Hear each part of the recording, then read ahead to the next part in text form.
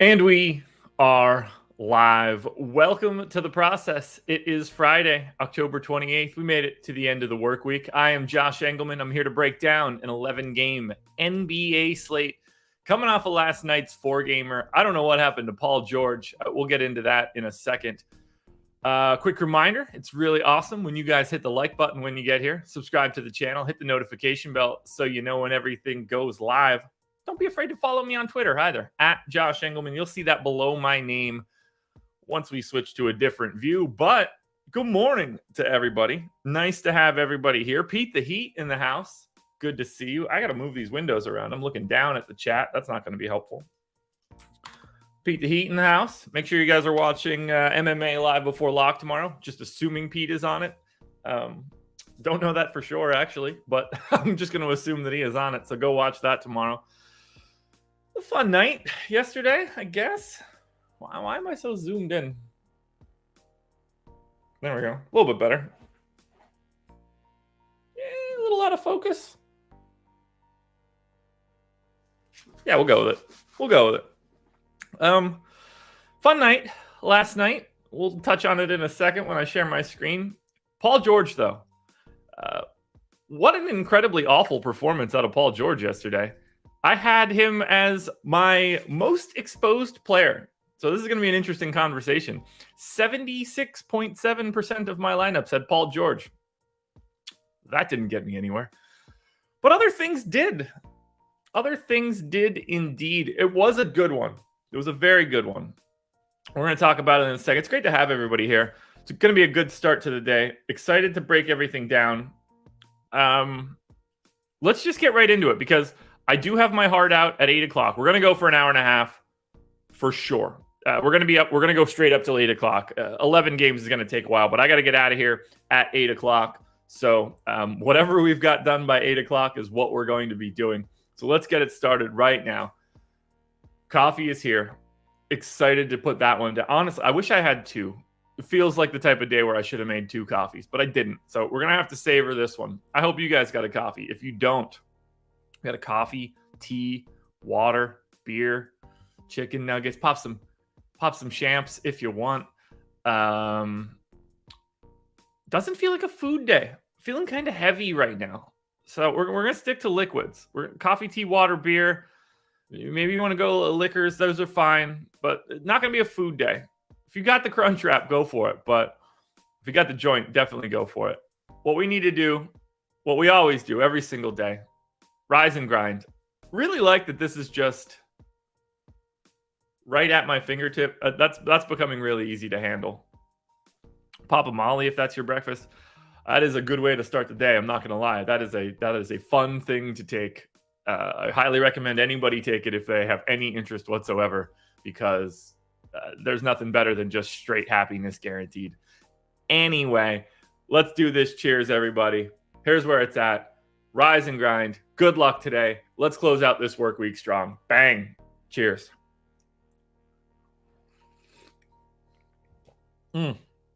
Nice. All right. Let's change up this overlay and we'll drop down. We'll talk. Oop, no, I did it again. You know what? I did it again. One more time. I'm going to get better at this, guys. My order of operations is just wrong. BetMGM is the sponsor. It's up on the banner here. It's on the bottom banner as well. If you click the link in the description and head on over to BetMGM, make a deposit. I hope you're in a legal betting state and you haven't signed up at BetMGM yet. You do those things, put $10 down on any NBA money line tonight. Just take the biggest one if you want zero risk. Do that, and as long as a three-pointer gets made, which it will, you will get $200 in free bets.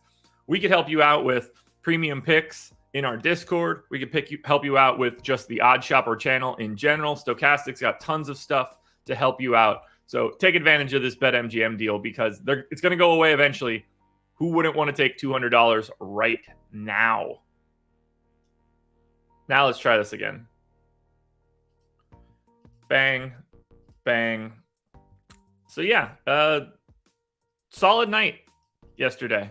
Ended up finishing 3rd and 7th on FanDuel, which is close, but no cigar to the real true, yo, we're going Sizzla in the morning, but very, very happy nonetheless. The really wild thing here is that the two people that I tied with at third were both single bullets and duped. I tied them with a different lineup. Similarly, which is just like, to get three and be a part of it is so weird against two single bullets, but got to third, got to seventh. I also had 52nd, 77, 118, and 308. So 6 into the top 1%. So close. 1.2 points away from turning 75 to 25, or 7.5 to 25, which obviously would have been very nice. But what are you going to do? Lineup here on the screen: Trey Mann, Kyle Lowry, Doncic, Kyrie, Norm Powell, Kenrich Williams, Jimmy Butler, the guy that I didn't even want to play, Keegan Murray, and Bam Adebayo. Shouts to Bam for finally waking up. That was nice. I was happy to be on the other side of that. Jimmy Butler, massive day. Lots of stocks, if I remember correctly. Yeah, 6 steals. I know Bam had 7 stocks, I think. Yeah, 4 steals, 2 blocks. Kyrie had 4 blocks, I think. Yeah, and 3 steals. That just works out, guys. That's this show right here. That's you guys right here. So close to the top. I don't mind not winning the 100K. BP Cologne. Also, congrats, but I don't mind getting there. He won by 11. Like, never going to feel bad about that one. Bummed that I didn't get to the second spot, though. That would have been fun. To break free from this, like, 3-way chop that didn't have me being duped is kind of annoying. But that's where we ended up. Did not like Keegan Murray. The fact that he was 61% yesterday, that is, I promise you, unequivocally wrong. That was at 61%, that is a bad play. I would have had 0, or at least dangerously close to 0 at that point in time. Don't like that at all. But that doesn't mean you don't get to these guys from time to time. The craziest part to me is this. I did that with 77% Paul George. Everything else I touched turned to gold. Norm Powell, great. Bam Adebayo, great. Jimmy Butler, great. Kyle Lowry, great. Steven Adams was fine. Ben Simmons was fine. So Sabonis wasn't great. I had enough Luka at 28%. Kyrie was oddly low owned. He was like 13 or 12 or something. So I actually was over that mark on Kyrie. Happy to see Harrison Barnes be a better scorer than Keegan Murray. What was the top lineup? Top lineup was Reggie Jackson, Tyus Jones, Luka Doncic, Kyrie Irving, Jimmy Butler, Norm Powell, Bam Adebayo, Brandon Clark, and Ivica Zubac. Brandon Clark was the key piece here. Well, yeah, but and Reggie Jackson, I guess. Getting the Reggie Jackson, Tyus Jones, Brandon Clark trio, really. Norm Powell finally learned how to make a shot. 9 of 15 from the field. That's why it was ridiculous that he was 3,900. But I don't want to dwell on it too much because we have a lot to get through today. But I did need to talk about it out of the gate. One, to celebrate with you guys because you're awesome. And I chalk a lot of this up to you guys being here and helping keeping me on track during the process. But, it's a fun celebration for a Friday. Yeah, I can't ask for much more. Third in profit yesterday behind the guys that finished first and second. So that'll do it. Cashed 59 out of 150. Like, not that I care about that or look at it at all, but if Paul George has like an average day, that number is like 90. Like, Paul George was so bad. Like, a 2x the field at 30% ownership, he had 19.9 fantasy points. If he just hits his, like, a little under his projection, 38, 39, how is Murray a bad play if it hits? Because this is the this is perfect. Whew. This is perfect because this is the process. We don't look at results around these parts. You got to think about it from the start. If you think that Keegan Murray should have been 61% owned yesterday, you're very wrong. Every stat prop for him yesterday, and this is not how I build my projections. I build my projections and did not think that he warranted 61%. He was a good point per dollar play pre-lock for sure. 61% is lunacy. But here's the real point. My projections didn't have him ever even remotely close to sniffing 61%. Nor did player props. Points, rebounds, assists. You go check his player props. He looked like he looked like good to great play, borderline, not 60%. He's 20% over-owned in this contest yesterday. To me, at that ownership, a terrible play. If I wouldn't have played Murray, I wouldn't have won, right? I don't know. It depends who else would have showed up in that lineup. Like, if I don't play Murray, but I eat the salary and play Harrison Barnes instead, then I finish alone in second place. Not only that, I preferred Harrison Barnes. Where is it? I had 21% Harrison Barnes and 26% Keegan Murray. I thought they were very, very close and projected together. Now, that's also not like the takeaway here, but there comes a point where ownership can be incorrect and you want to be less than. 61% to me is that spot. I would have had even less Keegan Murray had I known he was 61%. Rob Martin, yeah, like it's not like Barnes was anything spectacular. I mean, he was 6x. No, I didn't late swap. At least I don't think I did. The only late swapping that I did last night was when Conchar got ruled out. And best I could tell, that wasn't one of these lineups. Anyway, let's get to it, guys. No more time. We got to do this. So, let's get into it. Game number 1, Atlanta Hawks. Know that's who it is because I've already got it pulled up here. The Hawks are 6-point favorites in Detroit. Yeah, Aldama not great yesterday either. So, by the way, guys, I haven't said it yet now, but now I'm going to actually ask for it. If you're here, hit that like button to celebrate yesterday. That'd be fun. So for the Hawks, this one's pretty easy. Same rotation as normal. I don't really get the sense that I need to move anything around here. Jalen Johnson just playing a little bit less. Justin Holiday playing a little bit more. We've had the Hawks a bunch. I've tweaked rates a bunch. I don't have anything to change for Atlanta. If they're the same team as they've been, then I'm good here. On the Detroit side, it's a shame. The battle of the Bogdanovi can't happen here, with Bogdan being out. On the Pistons side, we got a Q tag on Jaden Ivey. He was out this past game. That is a non-COVID illness. So I assume Jaden Ivey is going to be back in the lineup. No Burks, no Bagley. So standard issue Detroit lineup as well.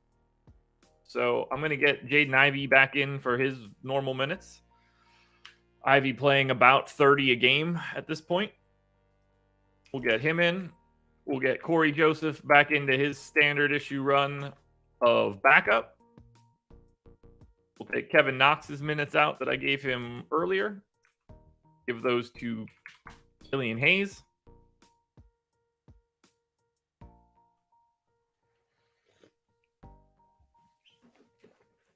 Yeah, Ross, like he was so like Norm Powell at 3,900 is slightly different because of the giant salary gap.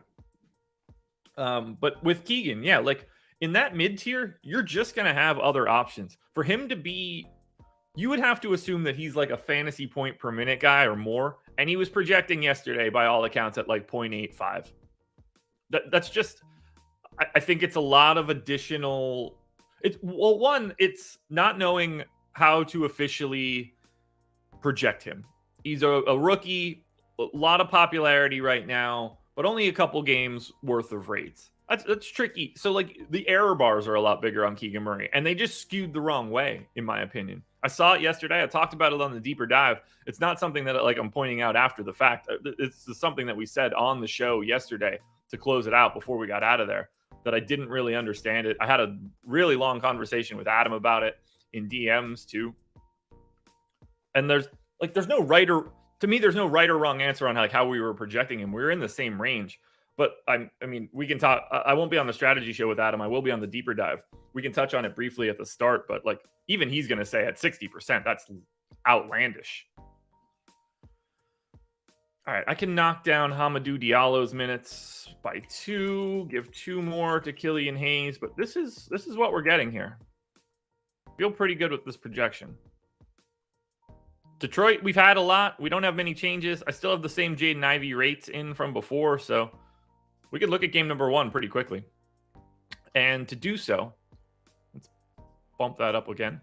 On the Atlanta side, Trae Young, solid on both sites. Clint Capella, solid on both sites at 5,600.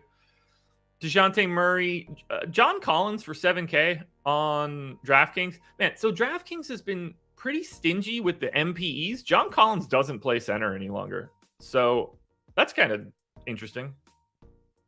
Yep, absolutely, Ross. Murray, Young, Collins, Capella are the priorities. DeAndre Hunter on FanDuel, $700 cheaper than he is on DK. Looks a bit better. Nobody on this Atlanta side is going to be just flying off the page, though. These guys are all pretty much appropriately owned.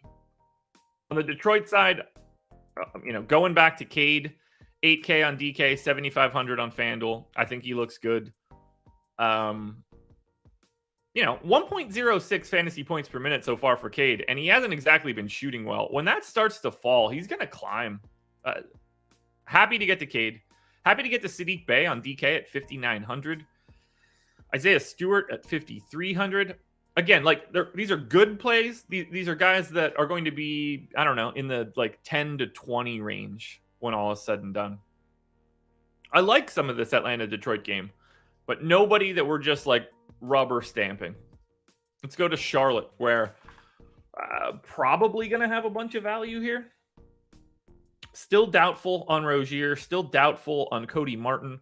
LaMelo still out. So this is going to be what we've seen for the past 2 games now? Well, at least with no Rozier and no Cody Martin, I guess. So let's think about this. It appears Gordon Hayward is playing 34 minutes a game. Now, Charlotte is a 3-point favorite in Orlando, which looks good. Dr. DFS, blowout risk in what game? DSJ played 33 and 36 minutes. I feel like 33 just feels about right because of who he is. But I do want to give that extra minute to Gordon Hayward. Oubre in for 32. I'm happy there. Mason Plumlee playing a little bit more with these guys out. I wonder if they're just sort of relying on better guys. I'm going to take Plumlee up to 26.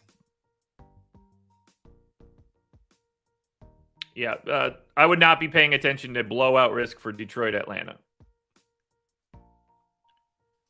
It's a 6-point line. We have a 6.5, an 8.5, an 8.5, a 6.5. It's not even the 5th most likely to blow out. Don't pay attention to that kind of stuff. Yeah, I know they went to OT last time. But even still, Mason Plumlee is trending a bit higher in minutes. PJ Washington, 29 feels about right. Let's do this.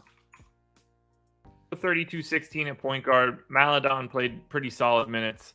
Bouknight's minutes seem pretty solid. Jalen McDaniels at 23 seems fine. Nick Richards at 20, 21. I'll go 21 on Richards. PJ Washington's is just a guy that I'll never get right from a minutes perspective. JT Thor did play a little bit. Yeah, this is sort of what we already know. I do want to look quickly to see if the rates are at all weird with no Terry Rozier out there. Just from a usage perspective on someone like Gordon Hayward.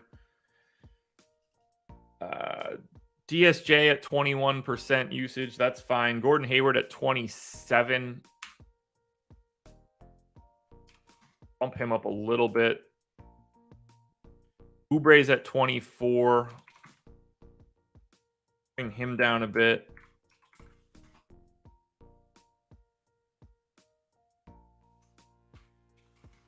Do something like that.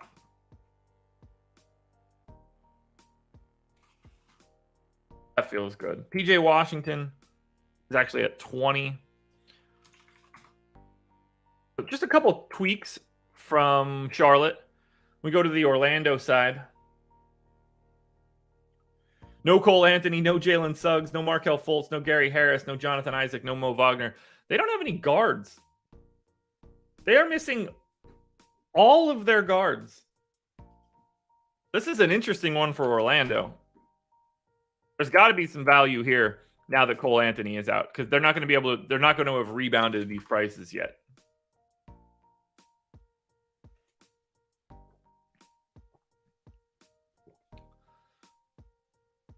Alrighty, I'm going to cut this entire rotation. I think I have to.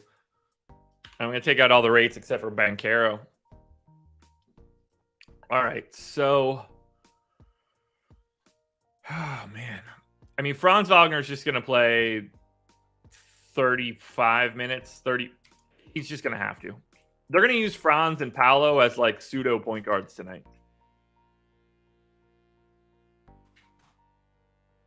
Do 35 and 34. Wendell Carter in for 32, I guess. I'm going to go 34 here on Franz and Banchero, at least for right now. Bamba started playing a little bit less, which is kind of scary. We're going to see Bol play a decent chunk. Terrence Ross is going to have to play like 32 minutes. The real problem here is that they're going to have to play RJ Hampton, and RJ Hampton is one of the worst NBA players in the league. Actually, they're going to Caleb Houston first, right? Aren't they? More of a small forward, but oh my God, this team is devoid of human beings. I got to add people to this team as well. So let me figure out who I have to add quickly. Let's see. Orlando. I need to add Kevon Harris, and that's it. I thought I added him.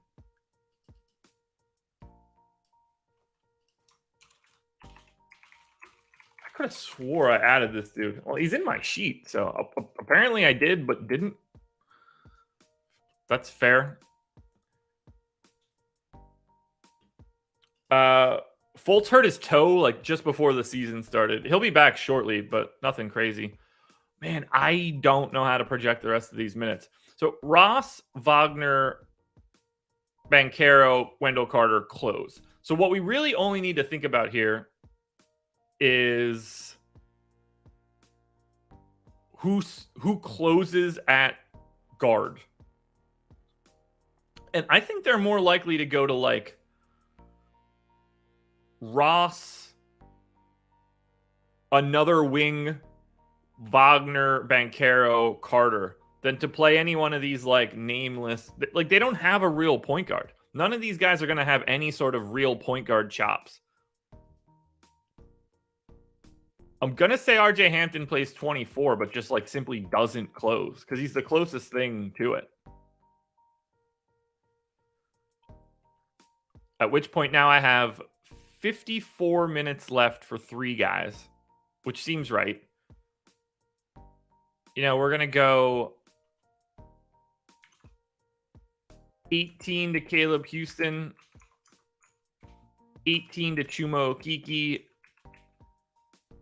and that's 18 to Kevon Harris. So Harris played 22 this last time out. Now, I do think that there are more minutes to go around in this spot. Maybe we take 2 away from Houston and give those to Harris. I think that I could probably take 2 away from Hampton and give those to Harris as well, because I think Harris is the more likely guy to get those minutes. I'm going to do something like that for right now. I don't trust these rates at all. At all. Can Ross run point? I mean, no, but like no one can. Franz Wagner is going to be the point guard of the team tonight. It's going to be Franz Wagner and Paolo Banchero. They are the point guards for tonight's game. That's just how this is.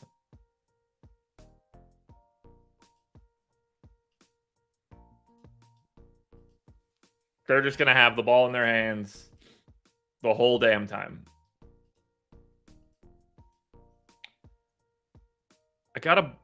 Like Franz's assist rate is just going to have to go up here. With no Cole Anthony on the floor so far, 104 minutes, Franz Wagner just has a much bigger assist rate. Banchero does as well. Scoring-wise, I don't have too much to change other than just bumping up Franz. Like, this is the Franz and Paolo show for sure today. For sure. They don't have a choice. I feel pretty good here.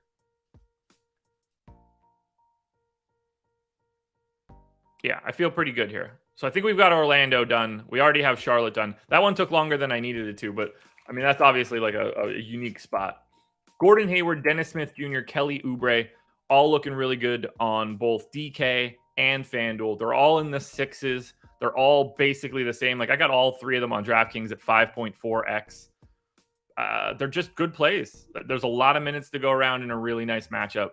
Mason Plumlee looks okay at 4,900 on FanDuel. Just nobody's going to talk about him. On the Orlando side, yeah, you got to jam this Orlando team. One, massive pace up spot against Charlotte. Not a great defense. Franz Wagner, 6,400 and 6,600 looks great. I personally think Paolo Banchero looks exceptional because of his usage and the minutes that he's going to have to play today. So Banchero is going to be my number 1 contender on DraftKings, barring anything really weird. He's popping like crazy. Do I have him over projected? Probably. Do I feel like I can change that? I don't. I truly don't. He's just going to have the ball.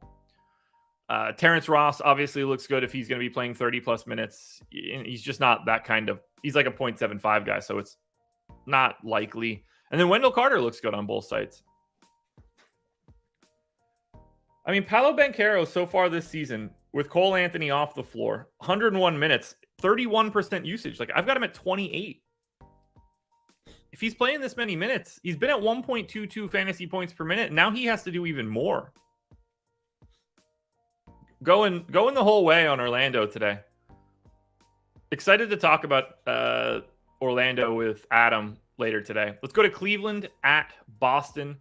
We know that there's not going to be any Grant Williams for Boston. He is suspended for a game for bumping an official.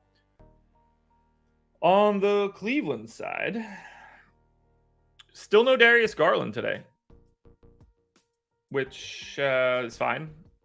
No Ricky Rubio. So this is just going to be the same rotation and rates and everything that we've seen for Cleveland as of late, other than the fact that they did go to Dean Wade to start. Isaac Okoro playing even less now. Dean Wade's, I think they want to go to Dean Wade a lot as well, just because he fits this team. I think they should start Dean Wade over Karis LeVert when Garland gets back. I think LeVert just makes so much more sense on the second unit.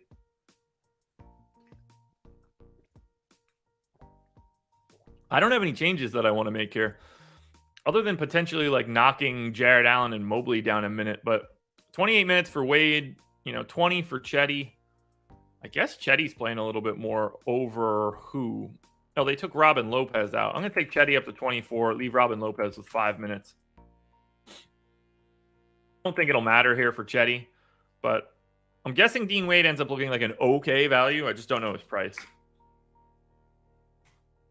I mean, Karras' time ran out a while ago, but still got to play him.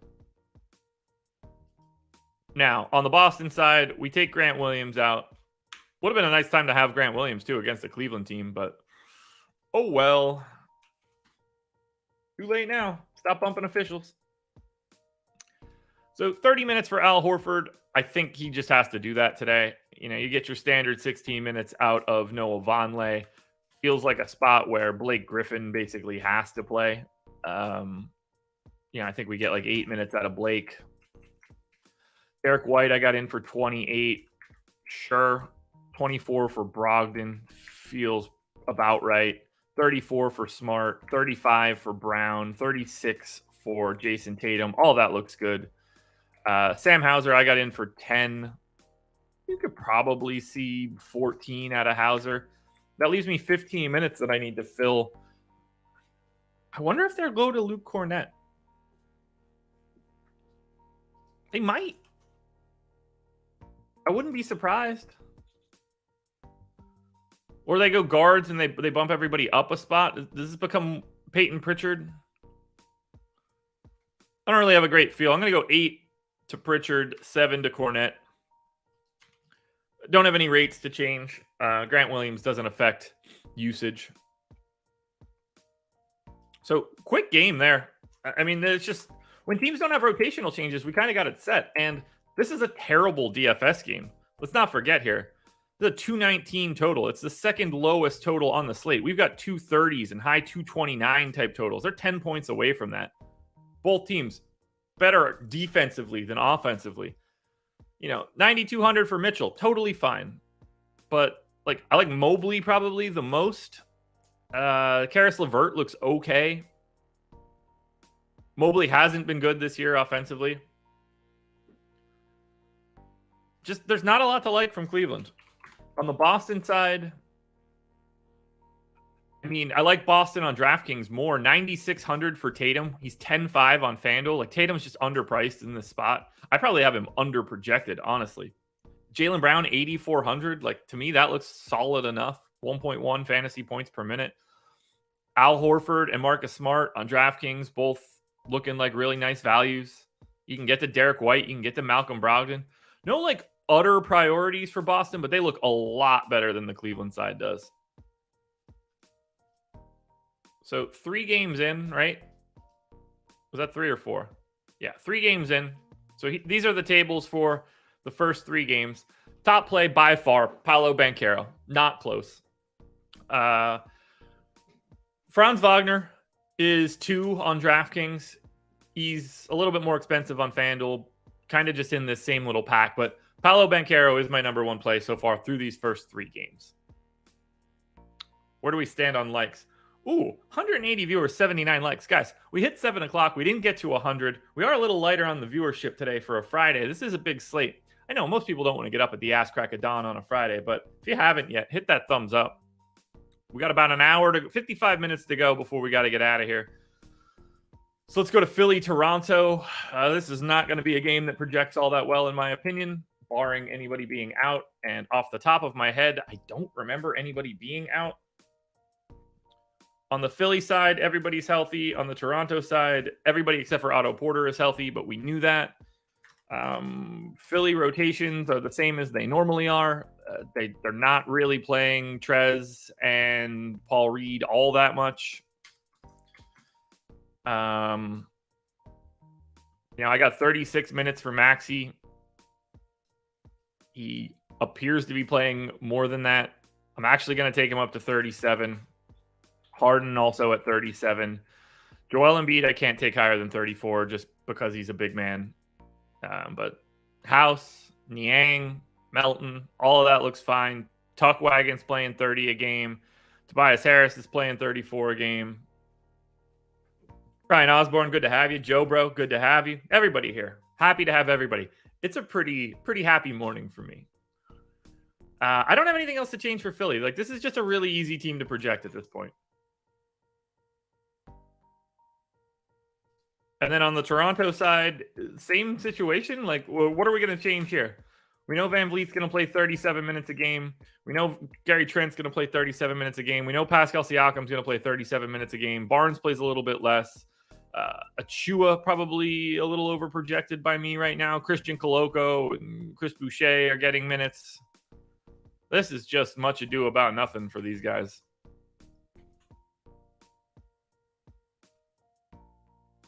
I mean, we know how to project Toronto and Philly at this point. Probably the easiest game to project, and not a great one from fantasy. Clearly like Joel Embiid, 10K on both sites, but there are no priorities here. I mean, James Harden for 9,700 still looks good.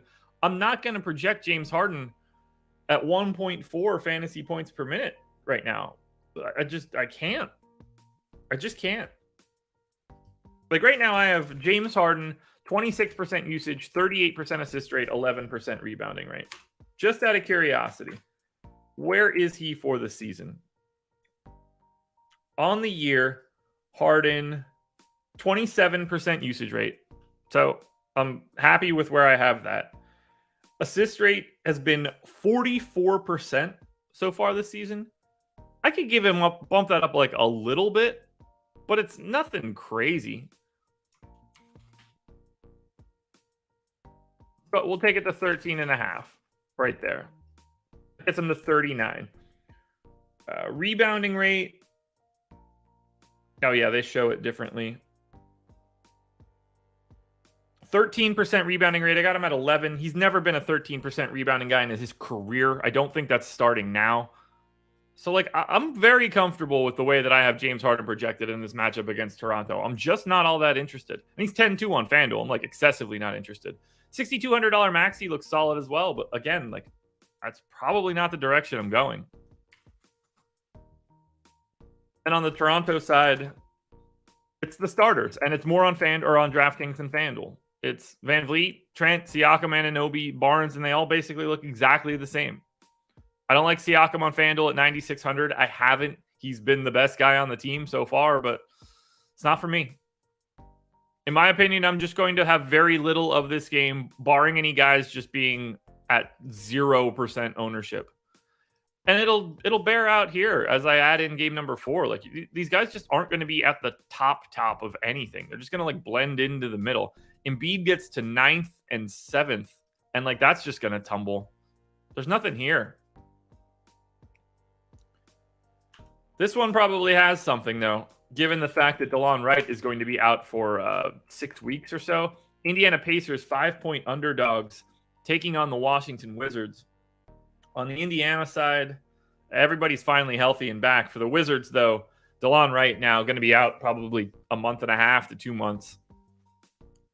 We did get Miles Turner back in the last one. He played 24 minutes. I think 28 feels like what he's going to normally do. I got 33 in for Halliburton. I probably don't have too many changes to make here. They played an 11-man rotation. Whoopsie daisy.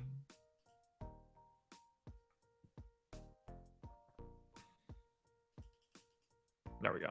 They played an 11-man rotation on the 26th. That wasn't a blowout, though, was it?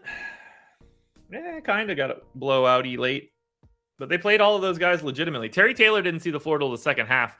Probably going to yank him out of the rotation here. We'll see. 26 minutes for Jalen Smith. Feel comfortable there. Turner's minutes I feel fine with. Halliburton's minutes I feel fine with. Nobody else plays north of 30 minutes other than Halliburton, like on purpose. 27 for Hields, 27 from Mathurin seems fine. Nembhard in for 12 is probably too many. I'm going to give Buddy Hield another minute. I got 16 for Isaiah Jackson. I guess I can make that 17 in lieu of Terry Taylor. There's just not a lot to like here for Indiana.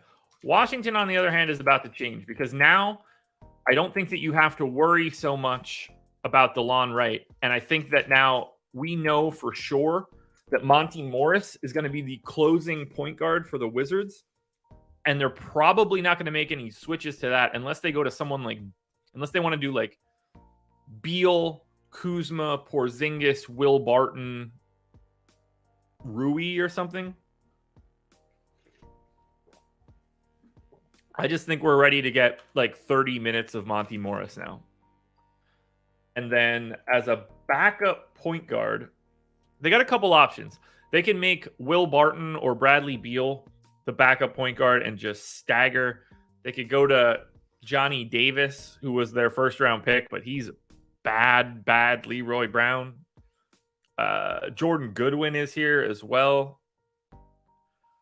I mean, like Denny has those sorts of chops on a second unit. I would not be surprised at all to see it be Will Barton.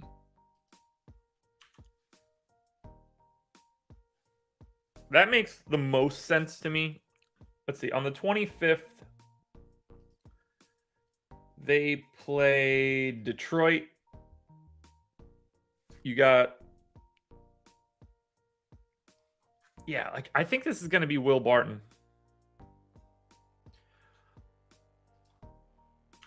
Some combination of Will Barton and Bradley Beal, at least.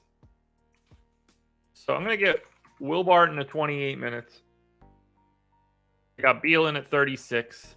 I have 13 extra minutes now that I need to fill from DeLon Wright. I think they might give Johnny Davis a chance. So I'm going to actually just give him those minutes. I'm not going to give him those minutes yet because I didn't add his birthday because he doesn't play. Never mind. We are going to bump up Anthony Gill. Nope, we're going to leave Anthony Gill where he is. Denny needs another minute. So that's 24. 34 for Kuzma. Gonna make that 33. 31 for Zinger. Feels fine. 16 for Gafford's fine. 24 for Rui is fine.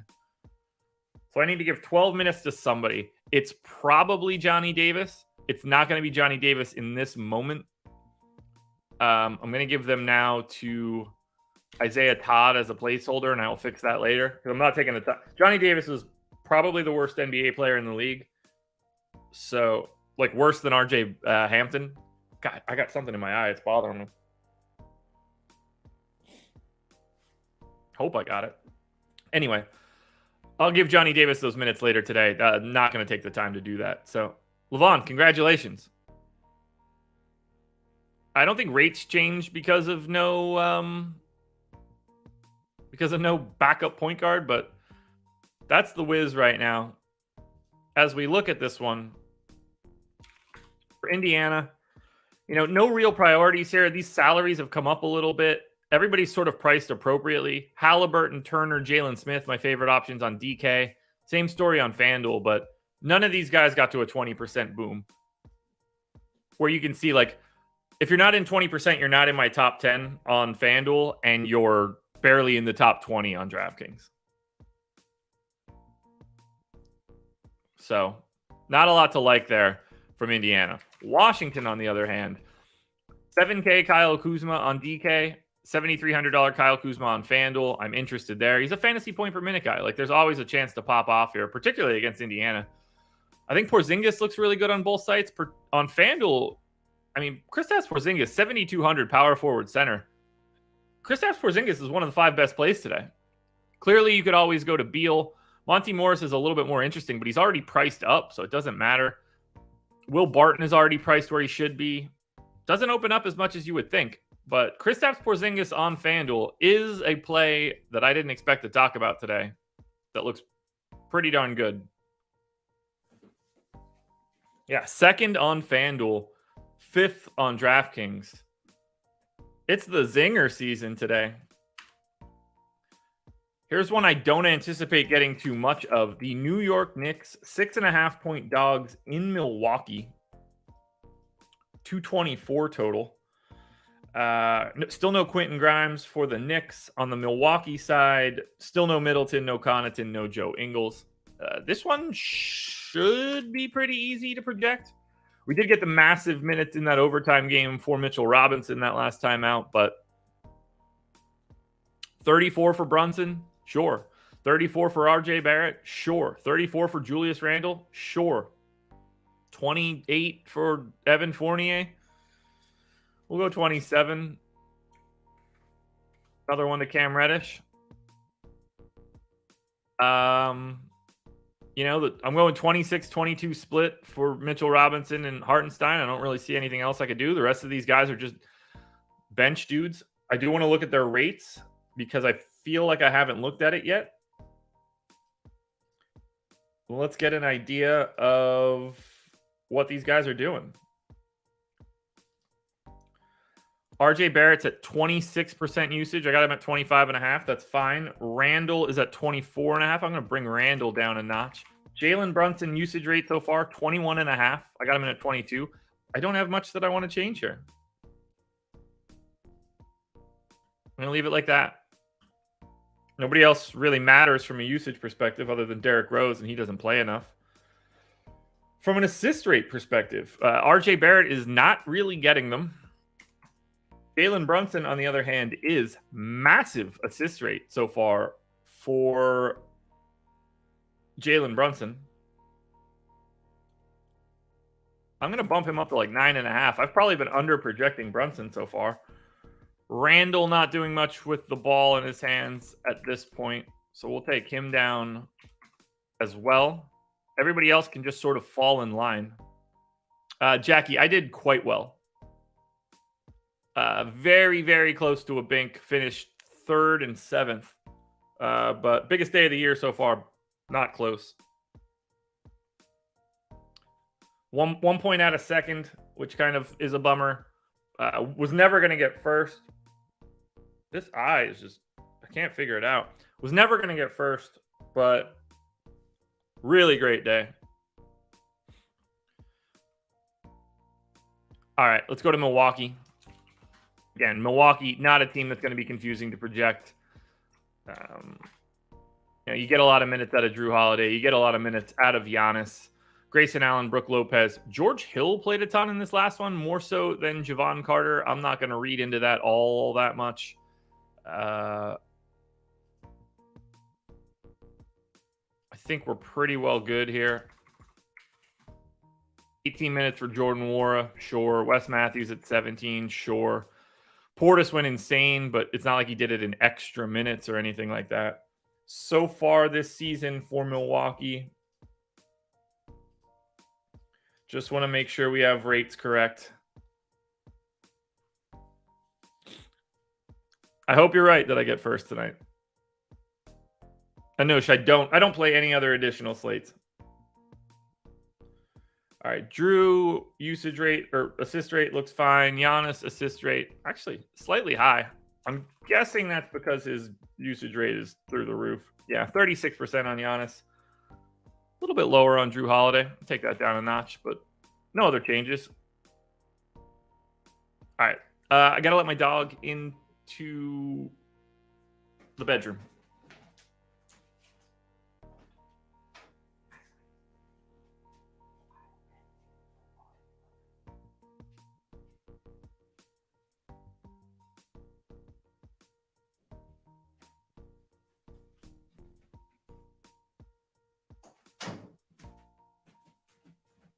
Heard the pup coming up the steps.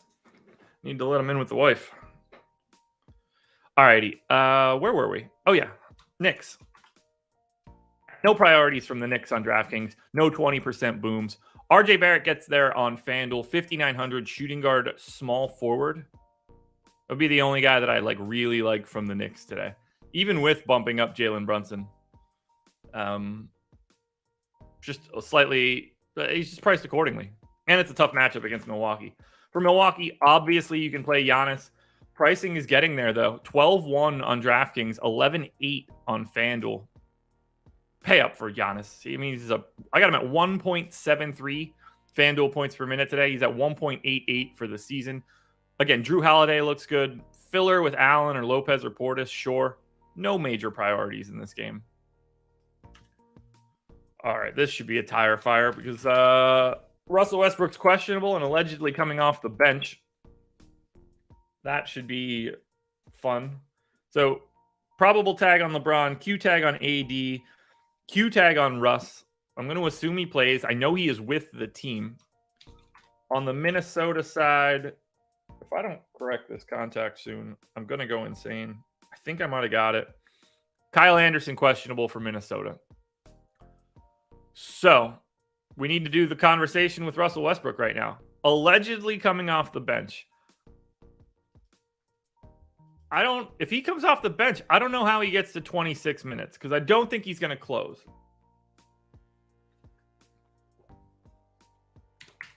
I'm giving Russ 24 minutes.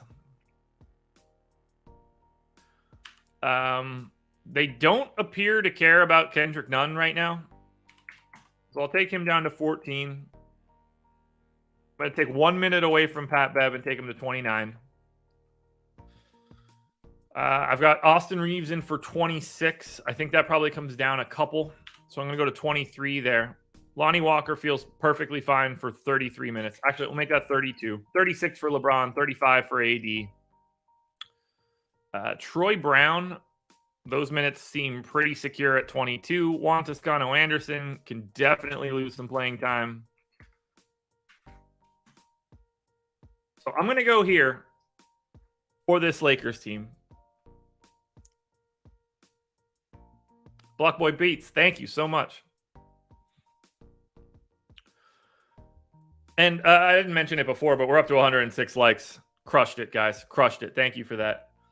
Yeah, it's not going to matter all that much. I think it just, Russ coming off the bench sort of just makes everyone not interesting except for the main two guys. That's my first feel. On the Minnesota side, we know what we're doing with this team, too. This is pretty easy. 33 minutes. Let's look at Edwards first. Averaging 36 minutes a game so far. I got him in for 34. I'm going to give him another one. Take him up to 35. Towns is at 35. I got him in for 34. That's perfect. Gobert probably needs to go to 33. That's perfect.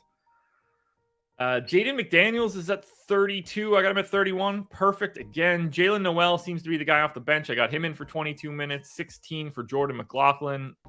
I'll make that 17 for Jordan McLaughlin. I'll take it 18 to Prince. Naz Reid playing a little bit off the bench. Spill over to Bryn Forbes. And this team, I'm not all that worried about changing rates for because I've already done it. Braden, thank you so much. I appreciate that.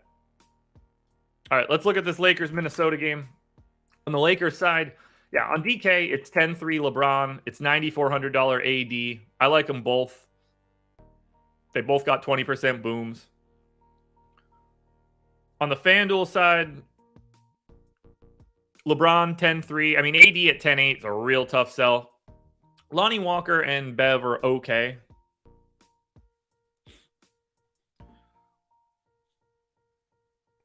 Bilal, I think they were valued kind of properly. If you had Russell, Ingram, Kuzma, Randall, and somebody else on that team, they would be the Wizards. Slightly good. I don't know. There's not a number one on that team that I think can carry anything. They'd be really bad defensively. Likewise, Cam. Likewise. On the Minnesota side, now there's a lot to like here. That should be no surprise. Edwards, Towns, Russell, Gobert, all 20% booms plus. I like Towns the most on DraftKings at 8,800. On the FanDuel side, Edwards, Towns, Gobert at 8K. $8,400 Towns looks really good. Is Towns' usage rate just a little bit weird? Is that what's causing this? I got to look at the rates quickly. I feel like I did this already, but he's projecting so much better that I just want to double check. All right, Edwards 28. We'll take him up to I'm going to leave it at 26.5. Towns is at 25. I guess I'll take him down a notch. Gobert is at 15.5. I'm not going to move that one. Russell at 23. Okay, so I feel fine there for all of those. Is it assists or rebounding? 6 for Edwards. That's fine. Towns at 7. That's undervalued. Gobert, no assists. And Russell at 9. And then rebounds. Edwards at 8.5. Whoa. All right. Anthony Edwards. Very different rebounding rate so far this season. Let's bump that up to 7. Clearly, D'Angelo Russell doesn't get rebounds, so we don't care there. Towns. Yeah, Towns rebounding rate down a bit. That makes sense. Not near the rim as much. And then Gobert's is what it normally is. All right. So, yeah, these guys look really good. Minnesota side of this one is the very clear priority. Not even close over the Lakers, other than LeBron. I must need to add. That must have been game 7, right? Yep, there it is. There's Towns popping up. So yeah, we see Gobert get to 4th on FanDuel, which I think is pretty interesting. But you also see Edwards 5th, Towns 10th. That all looks good. Edwards is 3rd on DK now, just shy of that 30% mark. But we're starting to make it where, look, like if you get to 20%, just a 20% boom on DraftKings, you're the 28th best boom. So think about what we need here. Like 25% boom plus is where we're looking for to say, like, this is a guy you should probably have a lot of. Let's go to game 8. Chicago Bulls at the San Antonio Spurs. It's a 229 total in this one. For Chicago, Q tag on Levine, which is kind of scary. We got to leave him in for right now, but that obviously has major effects on DeMar DeRozan. For now, I have to assume that Zach LaVine is just simply playing. Is this the front end of a back-to-back for the Bulls? Yes. Okay, so this is the front end of a back-to-back for the Bulls. They're in San Antonio tonight, and then they're back home for the Sixers tomorrow. Feels like they would sit LaVine against the Spurs and then play him tomorrow against the Sixers. That's what I would do. I'm not going to take LaVine out yet, but be aware, I expect Zach LaVine to not play in this game, at which point DeMar DeRozan's usage rate goes to like 37%. So be ready for that. That's not a change I can make right now because I'm not going to get in the mind of the team. I'd be shocked if he plays both of these games. I think he's more likely to sit them both. But you would imagine he plays against the Sixers. And plays at home. So for the Bulls rotation, I'm leaving what I have in here right now from the last time out because one, like nothing's changing. We know who's starting and everything, and the minutes are the same. Be ready for LaVine coming out. Yeah, the Camp Lejeune water stuff is funny, considering Camp Lejeune is 40 minutes for me. 30 minutes for me, whatever it is. All right, San Antonio Spurs. Devin Vassell back? I'm sure he's questionable in making this awful. No, just out. Okay. Vassell out, Josh Primo out still. Did not know that. Assume they were both going to be hanging Q tags here. But as I scroll down, just making sure the injury report is updated. Yeah, those guys are just out right now. Okay.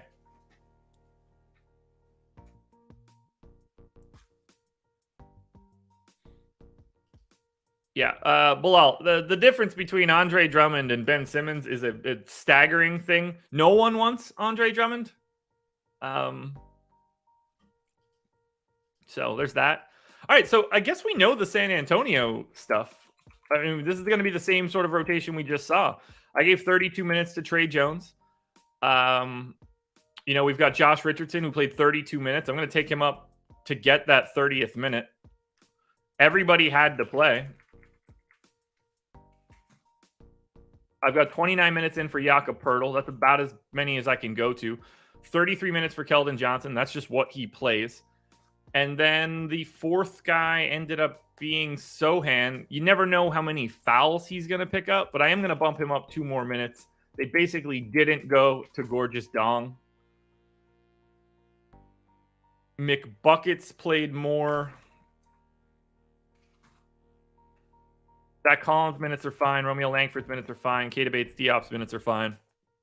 I'm okay with everything I have here. I've no real interest in making changes.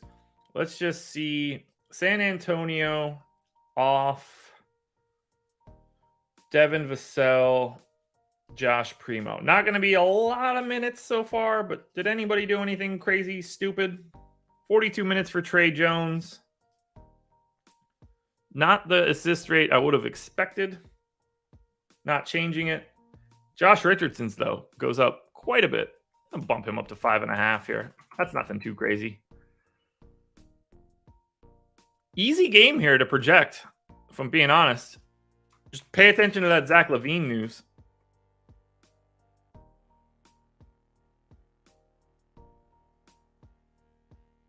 Yeah, pay attention to the Zach LaVine news. Because LaVine's the best play on Chicago. But like $8,500 DeMar on FanDuel is going to look really good if you turn his usage to 36. Vooch will look a lot better as well. No real priorities for me on the Chicago side right now until we get more news. Trey Jones, 6K, both sites. That I have my eye on. I think he's in a really nice spot. Josh Richardson's 4,800 on FanDuel. He's 5,400 on DraftKings. No major priorities here for San Antonio other than Trey Jones to me. That would be the direction that I would want to go. Trey Jones on San Antonio. All right, 3 games to go. We've got 28-ish minutes to do it. Things are looking pretty good from a timing perspective. 260 people in here, 120 likes, 127 likes. That's not enough. We need to get to 150. If you are here and you have not hit that thumbs up yet, please do so. We're celebrating today, guys.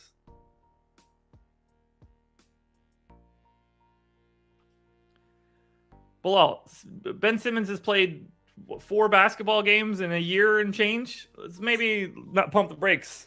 And by the way, I think he's been good defensively. Everybody just wants to be like, oh, he can't score. He's on a team that isn't particularly good defensively. If I remember correctly. Now, I don't want to just look straight at plus minus because it's cloudy for individual games. I do want to mention, though, other than the opener, he was +1 last night in 37 minutes in a 4-point loss. He was +2 in an 11-point loss to Milwaukee in 34 minutes. It's not him. It's really not him. Like, it's not great, but he's got to knock the rust off of himself. He's on a completely new team, playing with completely new players, and hasn't played in a year plus. Like, we got to just give this guy a little bit of slack, man. And he had a legitimate back injury. No matter what we want to think about Philadelphia, he was hurt. Actually hurt, could not play, came to the Nets, hurt. Like, no jokes, like, all jokes aside, the dude actually had an injury. We treat it like it's fake, but it's not.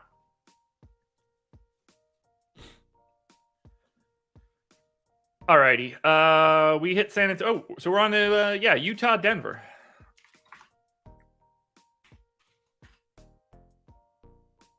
I think Utah is just normal. Q-tag Sexton, Q-tag Kessler, no Fontecchio or Gay. All right, so we'll take Gay out.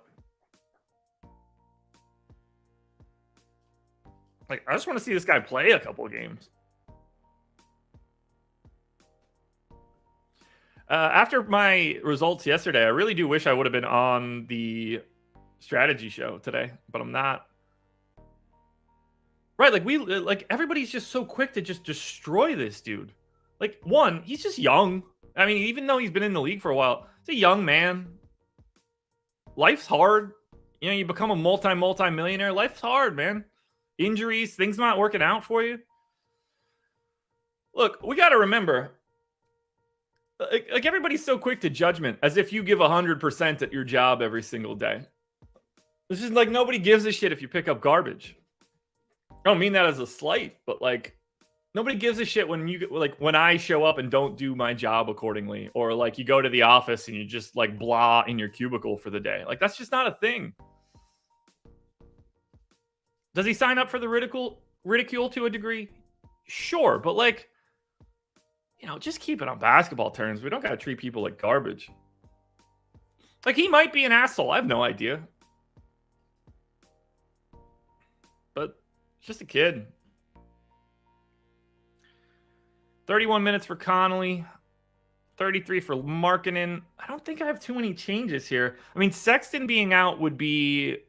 There would be some trickle down. I think Malik Beasley would probably step into some minutes that matter. Who still goes to the office? Yeah, amen. You know what I mean? Yeah, this is just sort of the rotation. You figure Taylor Horton-Tucker played 28 minutes in this last one. I think that he's probably going to be getting up to that like 20 mark. And then someone needs to step into the rotation for Rudy Gay. They haven't gone to Agbaji yet. This feels like the perfect time to do that. I'm going to give the minutes, the extra 11 to Agbaji. I don't think it'll matter. Let's take a quick look at usage rates for this Utah team quickly before we move forward.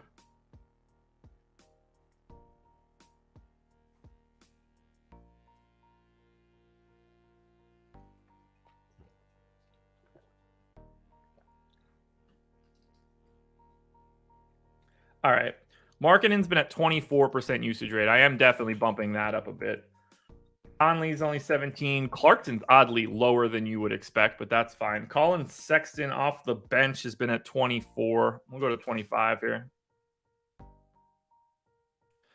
I don't have many other changes that I want to do for usage for these guys. Assist rate, Conley, even higher than it normally is. We'll bump that up a little bit. Jordan Clarkson has become a bit of a point guard for once in his life.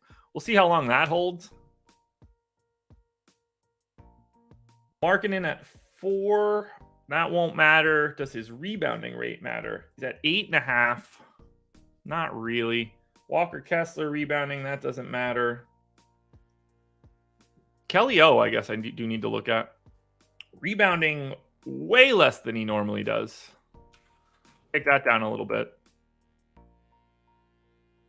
I kind of need to stop getting Kelly Olynyk. We'll be fine.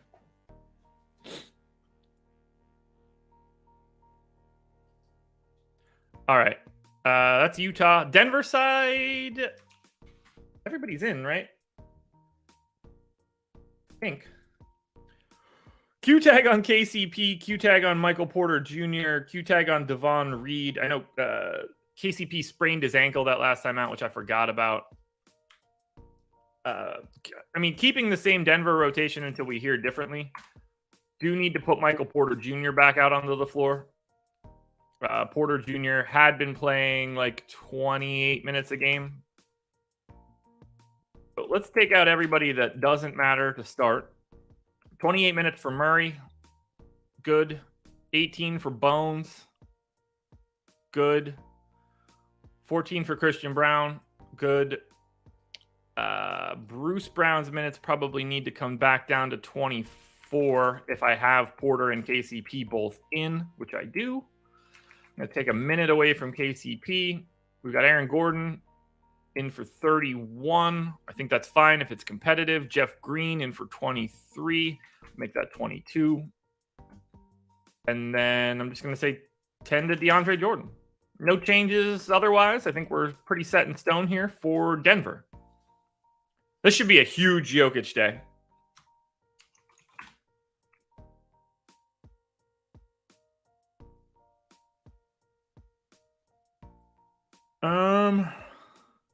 There's nothing to like on Utah. Kelly Olynyk's all right at 6K and 5,800, but no real priorities. Again, like no one even hit 20% boom, so we can keep it moving. On the Denver side, Jokic, 11K on DraftKings, 11.5 on FanDuel. I like that price tag. I got him at 1.63 fantasy points per minute here against Utah. Looking good. You know, if Porter ends up out, then we go back to Bruce Brown. He's 5,400 on DraftKings, 4,700 on FanDuel. If Porter's in, then it's probably just not the spot.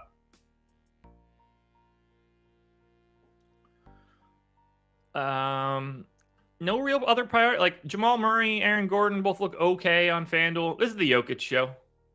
No surprises there. 2 to go. New Orleans Pelicans at the Phoenix Suns. Pels are 6.5-point dogs. 225 total. Oh my God. What do I do here?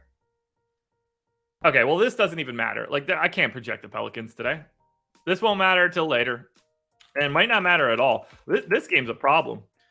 Q-tag on CJ McCollum, Herb Jones, Zion Williamson, Jose Alvarado, and Dyson Daniels. No Brandon Ingram.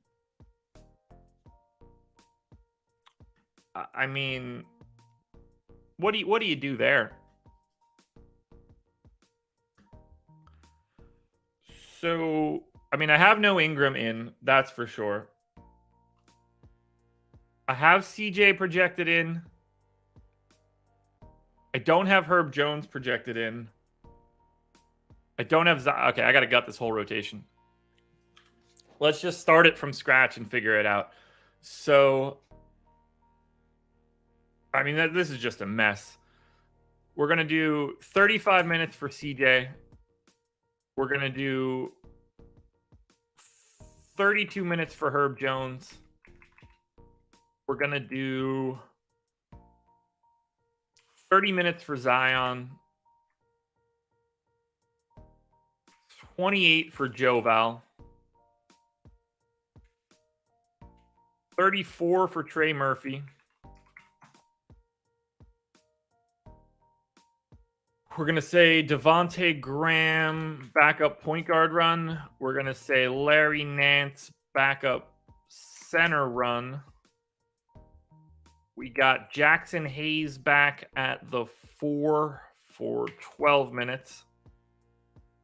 Alvarado had been playing about, we'll call it 22, 24. 22, and then Najee Marshall, who played 33. I'm going to say that Najee Marshall plays 14. That's Kira Lewis. Najee Marshall plays 14. Look, none of this matters right now. Doesn't matter at all. There's no way to feel good about any of this. We have no clue. We have no clue. Here, okay, Yami Styles, we got to do this right now. This is the most obvious thing that I could ever say. Who cares that Ben Simmons can't shoot? Riddle me this, honestly. Do you care that Clint Capella can't shoot? Do you care that Shaq couldn't shoot? Do you care that Rudy Gobert can't shoot? No? Right? No? Think about what you're saying.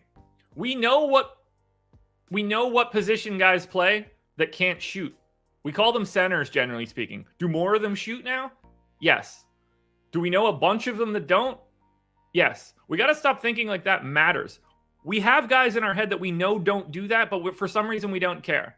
Are you mad that Shaq didn't get out there just letting it sail? No. You play Ben Simmons like he's a center, and he's a center on offense. He just can handle the ball.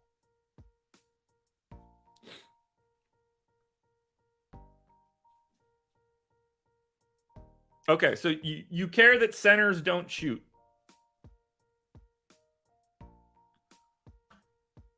Can you imagine if you just wanted Rudy Gobert to shoot 18-footers? How dumb of an offense that would be? This is insane. He's not 6'3". The problem for Ben Simmons is the fear of shooting, not the fact that he can't shoot. If he was just a willing participant in shooting the ball, it would be ridiculous. Shaq could not shoot a little. What are we talking about here?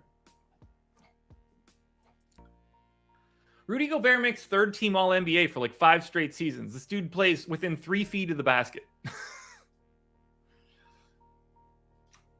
We got to take that out of our heads. Yeah, the GOAT Andre Drummond can't shoot worth shit.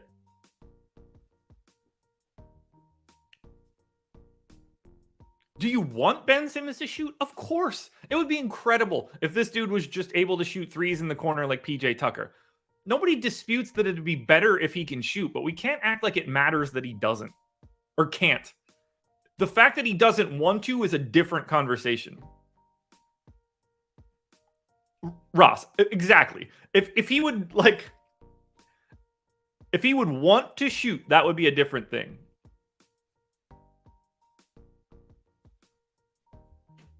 But it's just one of those things where like we can't just immediately say that because we want him to do it because he plays differently than other people.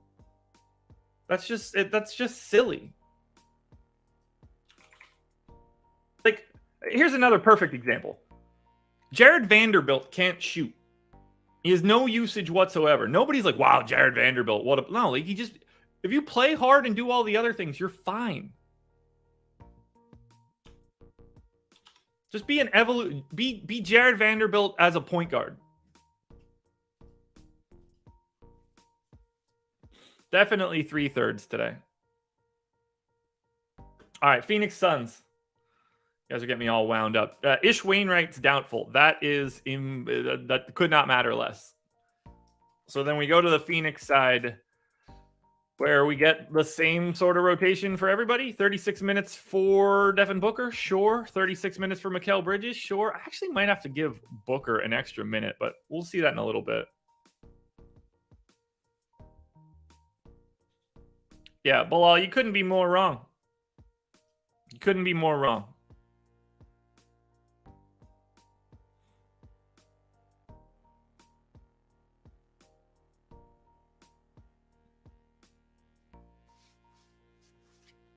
I think Phoenix is just Phoenix. So I'm going to move forward and just look at this. I'm going to type in New Orleans. If everybody's in, you don't play anybody from the Pelicans. You need a bunch of people to be out. On the Phoenix side, you play the starters. Booker, Bridges, Paul, Ayton, Johnson.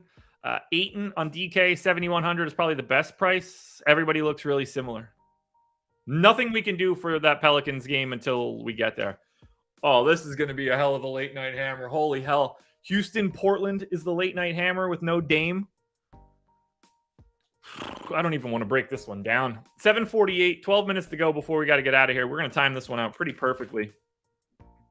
This is a problem. All right. For Houston, Şengün is back, which is even worse. He's going to start, right? He's got to start. They got to start him. All right. I'm gutting this entire rotation. Oh, this is going to be an experience. All right. Houston. Let's save this file before I go crazy. There we go. I think we're going to get Şengün in the starting lineup here now that he's back. And I don't remember what he was out with. Illness. Okay. I mean, he played 22, 27, 23. I'm going to go 25 minutes to Şengün. I think he could start and play 28 to 30 as well. So be really cautious of this. That lineup's going to matter, and we're not going to have it. All right. KPJ playing 34 minutes a game. Boom. In. Jalen Green playing 34 minutes a game. Boom. In. Brandon, I don't know why Garuba would start. He didn't even start when both guys were out.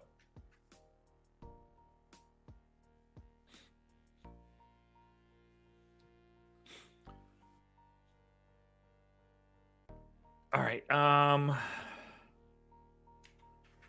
Jabari Smith playing 32 minutes a game. Good. Eric Gordon is playing 30 minutes a game. Good. I think they're going to take their time with Jayshawn Tate. We're going to give him 22 minutes. Martin's minutes got cut big time. I'm also going to give him 22 minutes. Tari Eason feels like he's good for 20. Got 21 minutes left. That's going to be Knicks and Matthews. I think Garuba's probably done. That's my guess. We're going to say something like that. Something like that. That. I think we're going to be looking at something like that for Houston.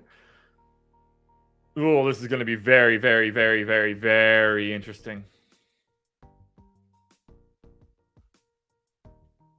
Martin Jr. is not a lock. His minutes could not be less interesting right now, unless they dropped his price to free. Guys, we got to remember what's been happening here. They didn't start Usman Garuba again. They went small. They went to the Jabari Smith type lineup at the 5. Jayshawn Tate is now back. This is different. With Şengün back and no Bruno Fernando, I think we're going to get Şengün in the starting lineup now. I don't think that they can screw around. On the Portland side, no Damian Lillard.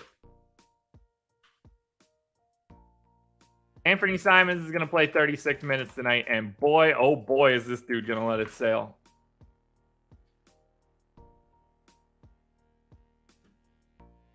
Let's think about the rest of Portland here. No Gary Payton still, obviously no Sarr, no Watford. Yeah, that's 3 games ago, Brandon. They went back-to-back games with the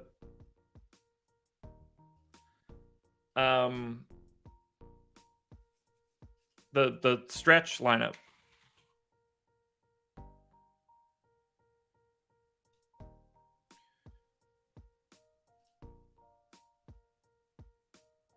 Ooh, that's not what I wanted to click on.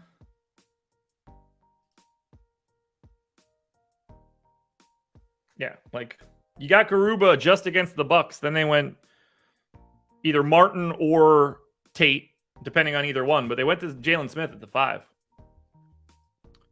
I think Garuba's less likely to play than start, but who knows?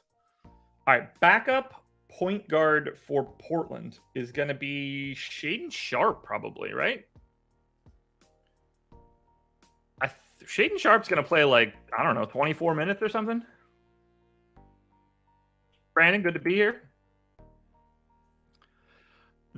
I would not be surprised if they let Shaedon Sharpe just go and start. Like, that could happen. Justice Winslow was back, which is nice. You know what? This might be... Keon Johnson's going to have to play for sure. I don't think they're going to move him clean to the starting lineup. I'm going to go to 26 on Shaedon Sharpe for right now. Maybe they just throw him into the deep end, but I don't think it's going to go well. See what 28 minutes of Shaedon Sharpe looks like.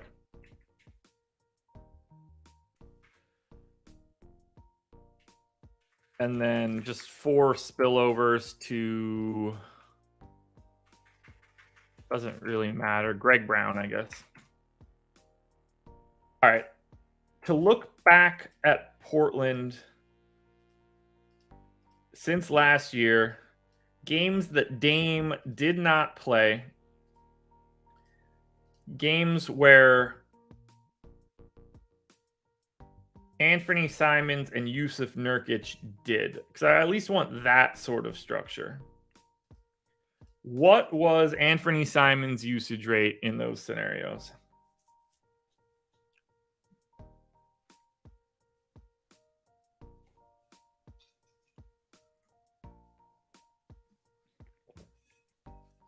All right.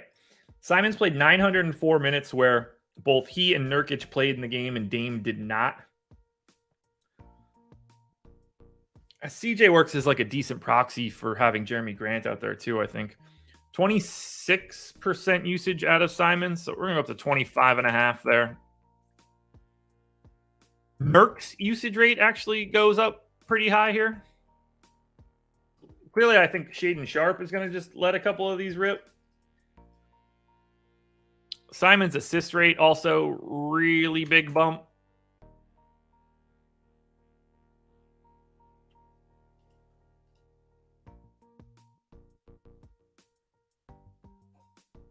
Let's see, just this year with Dame off, how many minutes have there been?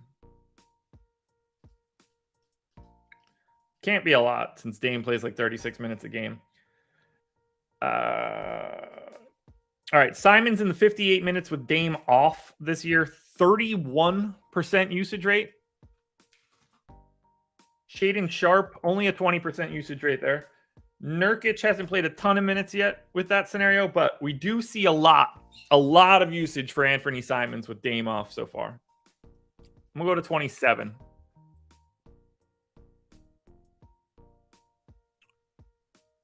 I wouldn't be surprised to see Jeremy Grant look a little bit more interesting here, but no sample to try to figure it out. So let's look at this one before we got to run crunches and then get the hell out of here really quickly because I'm running long. Jalen Green, Kevin Porter Jr., Şengün on DraftKings all look solid. Nobody popping like crazy. These prices are sort of where they should be, assuming Şengün starts. If Şengün doesn't start, then you're probably not going to anybody really on Houston outside of Green and Porter. And then on the Portland side, whoo, boy, there it is. Yeah, Simons, 7,100 on DraftKings, 7,400 on FanDuel. One of the best plays you're going to find. Maybe the best play on DraftKings. Jeremy Grant looks great. Josh Hart looks great. Yusuf Nurkic looks great. Shaedon Sharpe, 4,400 and 4,200. Certainly a bunch of upside there. Justice Winslow for 3,900 on DraftKings is viable. Really like Portland against Houston, but that should not be a surprise because Houston's not that kind of team. All right, let's run some crunches before I got to get out of here. Oh, this is my crunch from yesterday. There's my 2,000 lineups that won me some skrizzle. Not what we need right now, though. Contenders videos will be out after I get back from the gym. No way I could record those in the next couple seconds. But at the very least, let's figure out what we've got here. Optimal lineups on FanDuel. And one final look at it here. We got 161 likes, 286 people here. Thank you for being here. Let's close it out strong. Optimals on FanDuel. We have 331.89. So the optimal by 0.25. Cade Cunningham, Trey Jones, Gordon Hayward, Jamal Murray, Paolo Banchero, Kelly Oubre, Kristaps Porzingis, Wendell Carter Jr., and Yusuf Nurkic. I love this lineup other than Murray. Murray's just complicating matters because he doesn't really have a right tail. I would not play him in this scenario, but he does look good. I can't deny that he's not a good point per dollar play. And it is a matchup against Utah. Like that lineup quite a bit. Oh, no. I was watching last night. Did you know you were sitting alone until the score changed 10 minutes after lock? You were at 17-5 between the two lineups. I sure didn't. And in the future, don't tell me that. I appreciate you, though, for real. That's not the first time I've had that said to me. I wish that I would have sat alone even longer. Like, the whole time. That's another $7,000. What are you going to do? I mean, chopping with two other people that had the same line, or that had a dupe but wasn't duping me was really annoying. All right, power rankings on FanDuel. We got to be quick. I am behind here by a lot.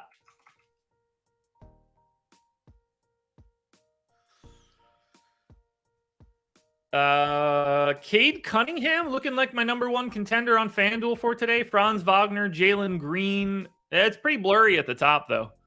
Franz, Jalen Green, Gordon Hayward, Anthony Edwards, Trey Jones, Banchero, Porzingis. That's sort of the range at the top. Looks pretty good.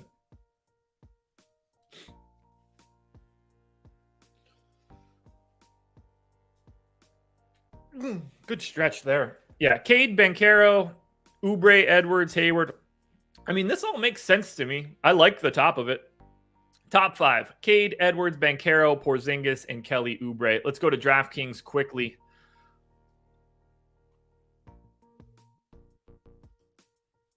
And then, Jackie, it's a lot meaner when I got it on Twitter last year twice, where they were like, yo, you were winning $100,000 until the final 2 seconds of the game. And it was like, oh, don't ever tell me that one. All right, DraftKings optimal. 286.79. So by 2/100ths of a point right here.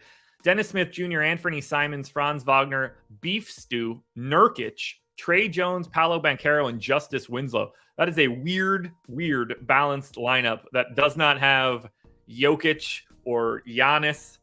That's just really, really weird here. Let's look at the power rankings on DraftKings. And then we got to go. PK power rankings.